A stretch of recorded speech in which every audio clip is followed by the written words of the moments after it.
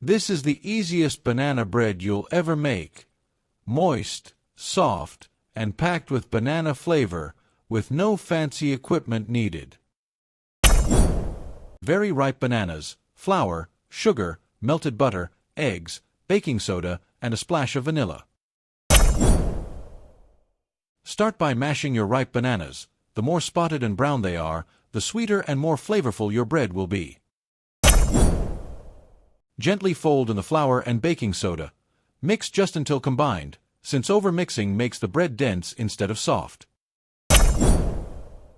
Stir in the melted butter, sugar, eggs, and vanilla until everything is well combined.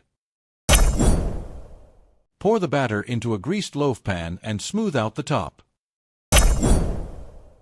Bake at 175 degrees Celsius or 350 degrees Fahrenheit, 455 to 60 minutes, until a toothpick comes out clean.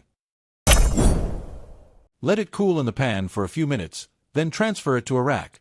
Patience here keeps it from crumbling when you slice it. Slice it up while it's still slightly warm. That's when it's at its absolute best. Look at that soft, moist crumb. This is what perfect banana bread should look like every single time.